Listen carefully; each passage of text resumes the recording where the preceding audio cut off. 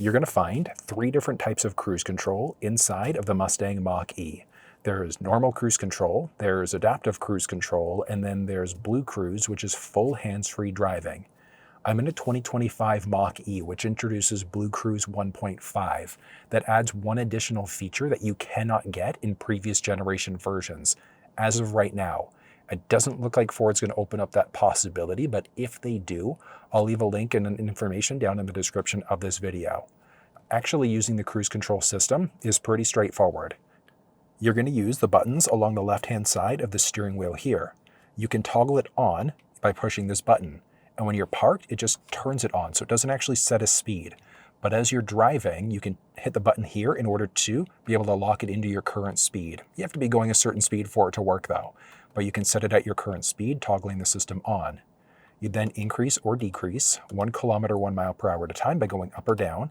You can push and hold up or push and hold down in order to increase, decrease at larger increments. You can hit the brake pedal to cancel or temporarily pause your speed, push in the middle there to temporarily pause or cancel, and then push in again in order to resume your previously set speed. There's also a distance indicator when you're using adaptive cruise control, and you see there are 4 unique levels that are available. So I want you to think of that like a 1 Mississippi, 2 Mississippi, for how close or far you are away from the leading vehicle.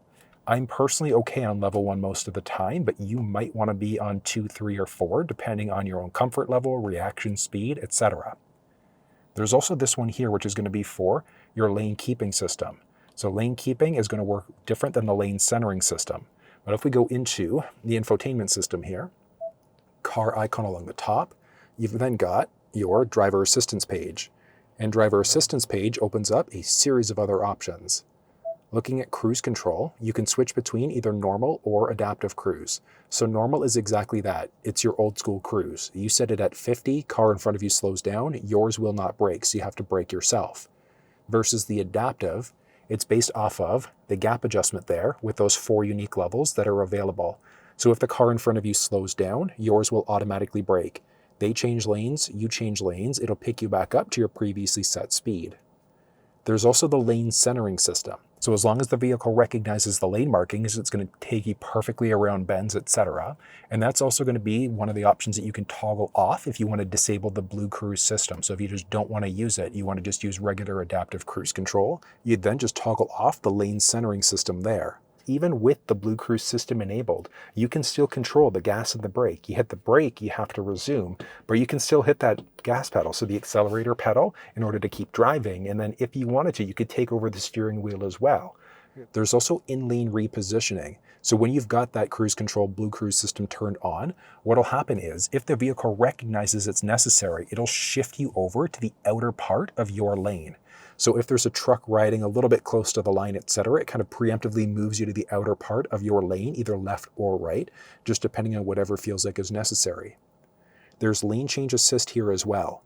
When you've got the BlueCruise system enabled, you can hit the turn stalk yourself to go left or right. It's going to check to see if there's anybody in the lane next to you, and then it'll automatically change lanes for you. And that's going to be your manual input. You can overwrite that manually at any point though. So even if you hit the turn stalk, you'd then be able to take over the steering wheel and change lanes faster or slower as necessary. There's also auto lane change, and auto lane change is part of the BlueCruise 1.5 system. So as of right now, like I said, not going to be available in the previous generation versions of the Mach-E. But what this does is it takes the lane change assist up a level and a half. So rather than you needing to give it user feedback in order to change lanes, if the vehicle recognizes that the car in front of you is going too slow, it automatically puts on the turn stalk for you.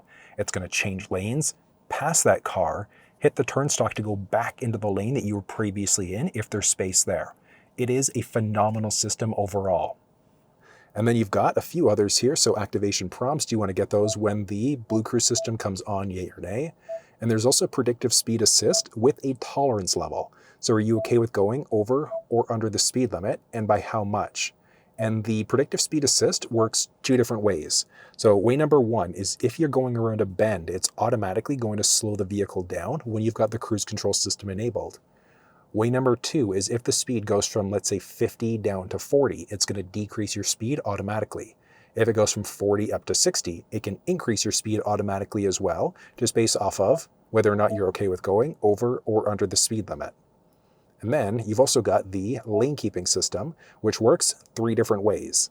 So there's an alert, an aid, or an alert and the aid. And then there's also the alert intensity, and that's the intensity of the alert. So if you start to veer over into another lane without signaling, it's going to give you a little steering wheel vibration, almost as if you're running over rumble pavement or there's something wrong with your alignment. There's nothing wrong outside of you not signaling as you go to change lanes. There's also an aid. So if you start to veer over into another lane without signaling, it actually nudges you back into your lane. And then there's the alert and the aid. So if you start to veer over into another lane without signaling, it's going to nudge you back into your lane and give you a little steering wheel vibration as well. But you do have the flexibility of disabling all of those systems there if you really want to. So let's go through a live demonstration and I'll show you how the cruise control system actually works. Oh, I love the power here. Oh, the rally version of the Mach E is an absolute blast.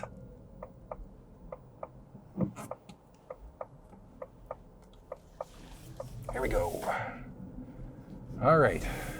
So you'd be able to toggle the system on by hitting the button there, and I'm only going 46, so I can push and hold up to bring me to the nearest 0, or you can go up or down 1 kilometer, 1 mile per hour at a time as well. You can hit the middle button there to pause your speed, push it again to resume.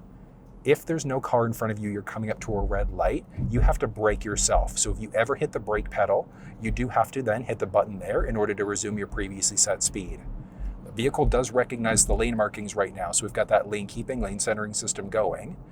You can keep your hands off the steering wheel for up to 10 seconds outside of BlueCruise before you get a message inside of the cluster telling you that you've got to put your hands back on the steering wheel. But yeah, there we go. Keep hands on wheel. So you do have to do that. BlueCruise is the only system that lets you go full hands-free driving. But you've got your distance indicator there. As I mentioned, I'm personally okay level 1 most of the time.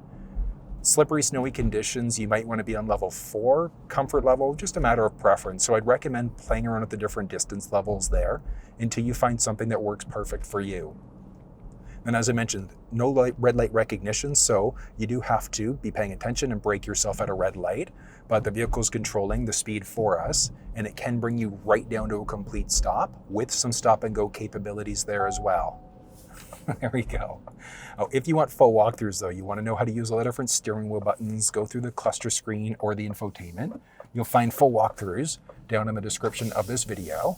But that's how you use the cruise control system inside of the Mustang Mach E.